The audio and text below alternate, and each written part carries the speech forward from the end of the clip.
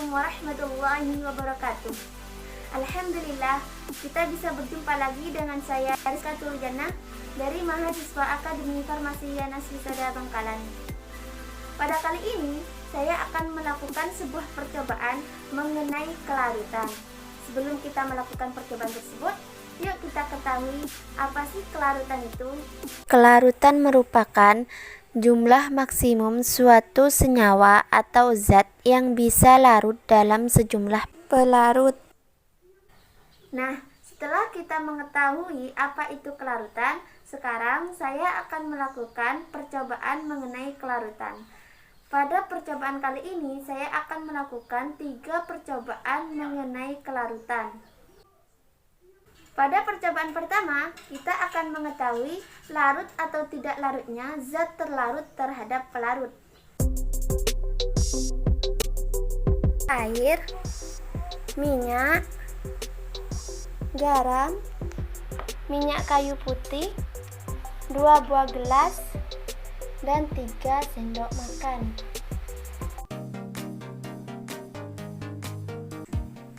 Adapun langkah kerjanya yaitu kita tuangkan air ke dalam gelas sebanyak 100 ml.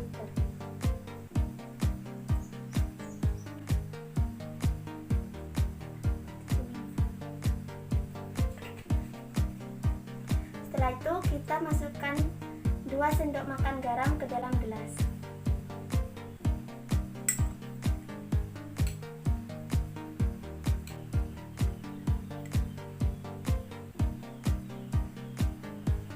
Lalu aduk garam yang ada di dalam gelas.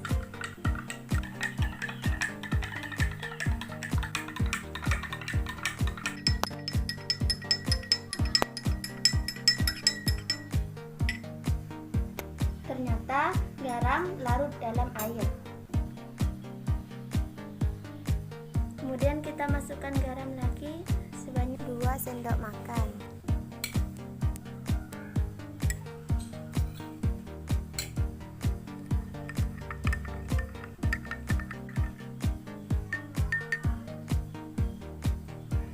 Ternyata garam tidak larut ke dalam air. Untuk langkah yang ketiga yaitu kita masukkan minyak ke dalam gelas sebanyak kira-kira 100 ml.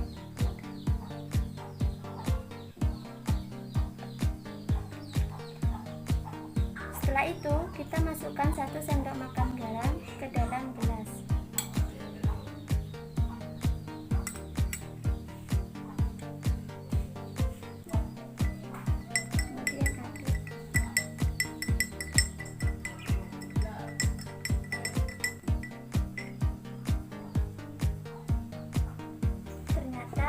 Garam tidak bisa larut ke dalam minyak.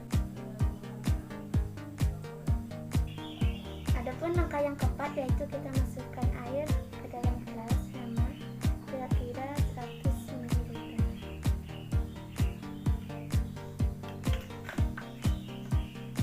Kemudian kita masukkan minyak kayu putih sebanyak 1 sendok makan.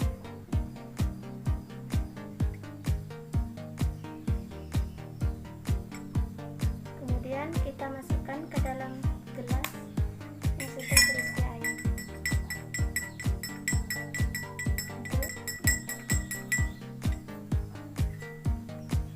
Ternyata bisa kita lihat bahwa minyak kayu putih tidak bisa larut ke dalam air.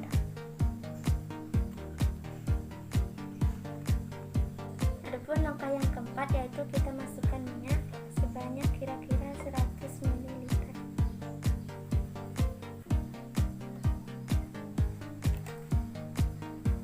Kemudian kita masukkan 1 sendok makan minyak kayu putih ke dalam gelas yang sudah terisi minyak goreng.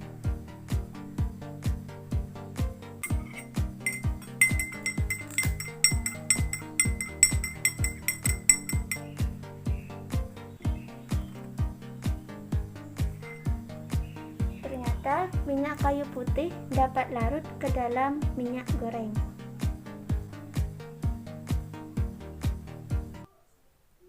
Pada percobaan yang kedua mengenai kelarutan, kita akan mengetahui Zat terlarut yaitu garam, di mana dilarutkan pada pelarut yang memiliki suhu berbeda-beda. Air panas, air dingin, air yang mempunyai suhu ruang atau air biasa, kemudian garam, 3 buah gelas, dan 3 sendok makan, serta stopwatch. Kita masukkan air panas ke dalam gelas. Kira-kira sebanyak 100. Kemudian kita masukkan 2 sendok makan garam ke dalam air panas.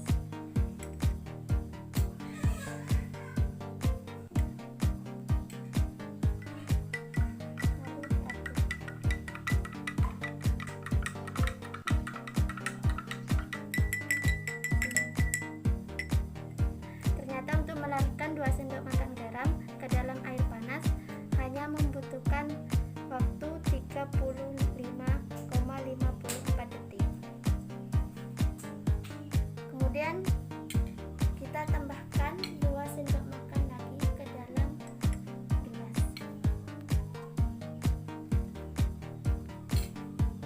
Kemudian diaduk sambil menghidupkan stopwatch.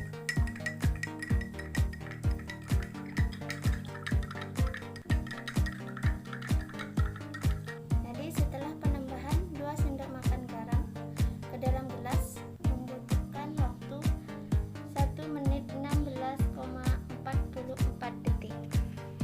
Lalu kita tambahkan 2 sendok makan garam ke dalam air.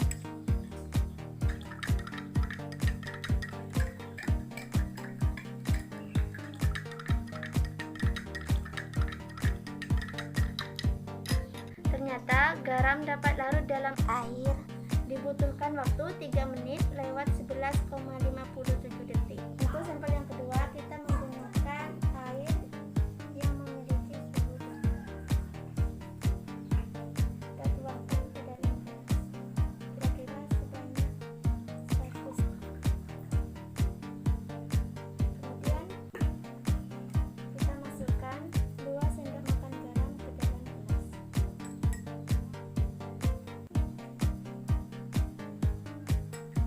Lalu aduk hingga larut sambil menghidupkan stopwatch.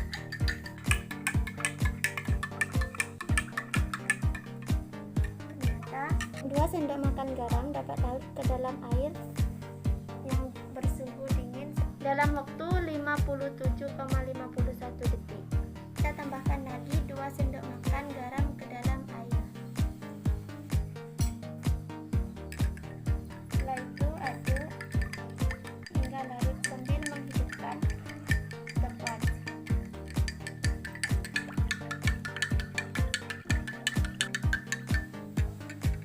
Setelah penambahan 2 sendok makan, garam dapat larut ke dalam air dingin dalam waktu 1 menit lewat 51,65 detik. Lalu kita tambahkan lagi 2 sendok makan garam ke dalam air.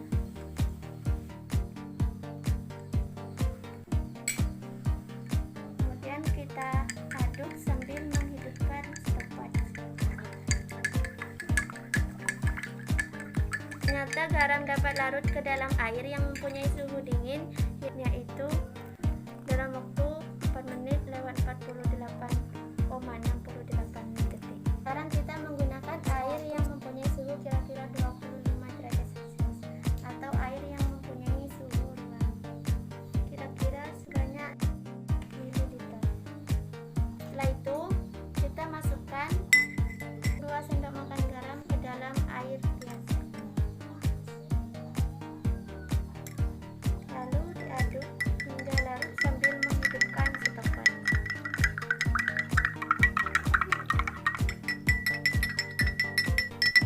Ternyata garam dapat larut sebanyak 42,75 detik. Kemudian kita tambahkan 2 sendok makan garam ke dalam air. Lalu kita aduk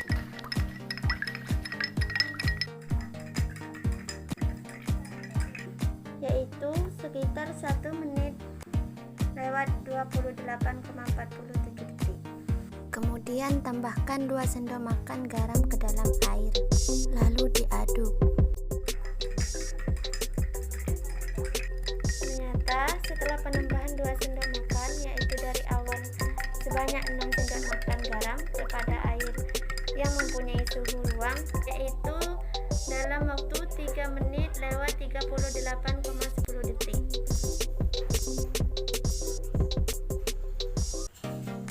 Nah, sekarang kita akan melakukan percobaan yang ketiga, yaitu percobaan yang terakhir mengenai kelarutan. Adapun percobaan ini kita akan mengetahui mengenai zat terlarut, yaitu gula pasir, gula batu, dan gula halus terhadap pelarut yang memiliki suhu berbeda-beda. Air panas, air dingin, air yang mempunyai suhu normal atau air biasa, gula halus, gula pasir, gula batu, 3 buah gelas, sendok makan, dan stopwatch. Nah, di sini saya mempunyai 3 gelas. Saya akan memasukkan pada masing-masing gelas ini yaitu air panas. Kurang lebih 100 ml.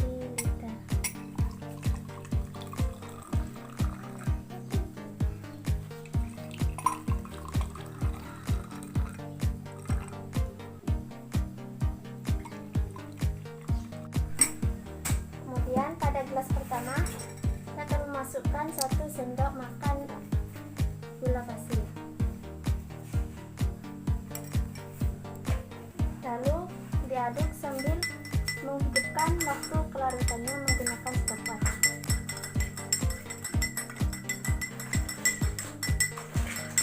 Ternyata gula pasir dapat larut ke dalam air. Kemudian pada gelas kedua saya akan memasukkan gula batu ke dalam gelas yang sudah terisi air panas.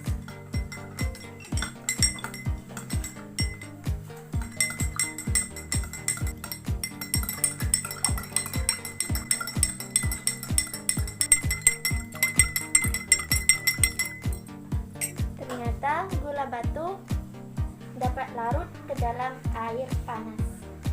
Kemudian pada gelas yang ketiga ini saya akan memasukkan gula halus sebanyak 1 sendok makan. Kemudian kita aduk sambil menghidupkan stopwatch. Ternyata untuk waktu kelarutan pada gula halus itu lebih cepat dibandingkan dengan gula pasir. Dan pada gula pasir ini waktu kelarutannya lebih cepat dibandingkan dengan gula batu. Kemudian kita akan memasukkan pada 3 buah gelas ini yaitu air yang mempunyai suhu dingin.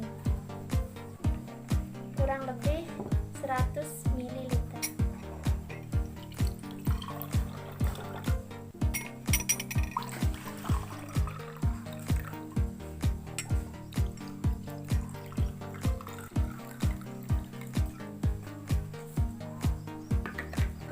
Yang pertama saya akan memasukkan gula pasir sebanyak 1 sendok makan. Sukar larut terhadap air yang mempunyai suhu dingin.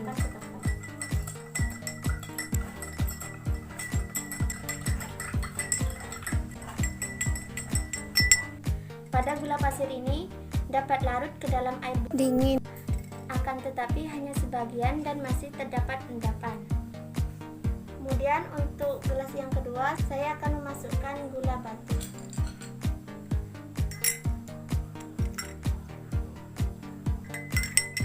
Kemudian diaduk sambil menghitung waktu kelarutannya menggunakan stopwatch. Ternyata gula batu sukar larut terhadap air yang mempunyai suhu dingin.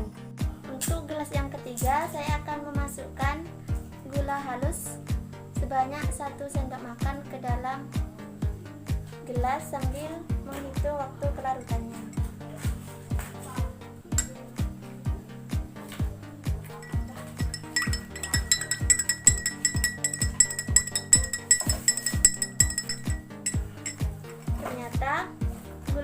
dapat larut ke dalam air yang mempunyai suhu dingin, di mana gula halus lebih cepat larut dibandingkan dengan gula pasir, dan pada gula pasir lebih cepat larut dibandingkan dengan gula batu. Akan tetapi pada gula batu ini sukar larut terhadap air yang mempunyai suhu dingin. Untuk yang ketiga, saya akan menggunakan air yang mempunyai suhu 25 derajat Celcius kurang lebihnya, di mana air yang mempunyai suhu ruangan atau disebut juga dengan air yang biasa. Kita tuangkan sebanyak 100 ml pada ketiga gelas ini.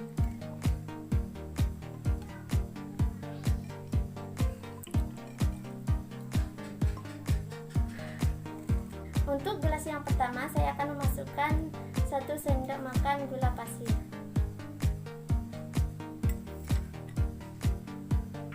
Lalu kita aduk sambil menghitung waktu kelarutannya menggunakan sepakat.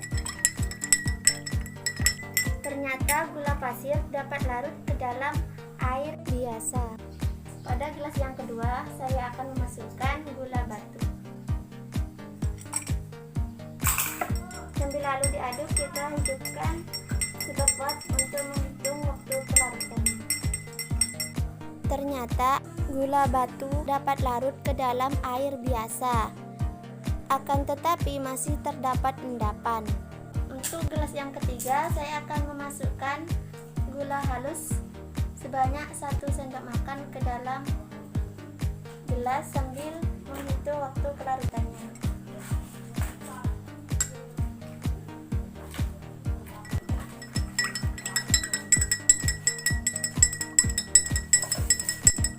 Ternyata gula halus dapat larut ke dalam air biasa.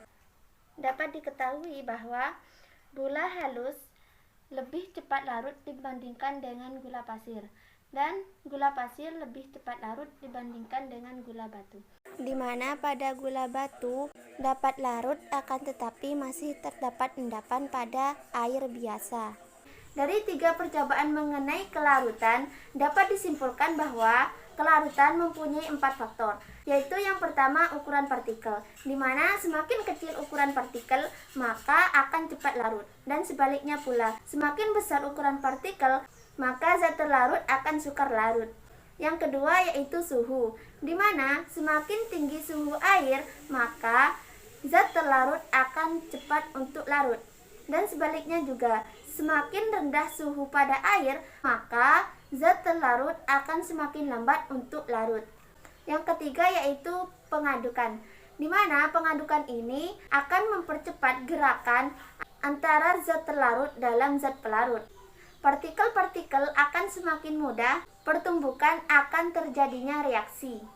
Adapun faktor yang keempat yaitu sifat-sifat zat terlarut, di mana pelarut hanya bisa melarutkan zat terlarut yang mempunyai kelarutan yang sama. Contohnya, senyawa polar akan melarutkan senyawa polar juga, dan sebaliknya senyawa nonpolar akan melarutkan senyawa nonpolar juga. Cukup sekian dari percobaan kali ini, semoga bermanfaat. Assalamualaikum warahmatullahi wabarakatuh.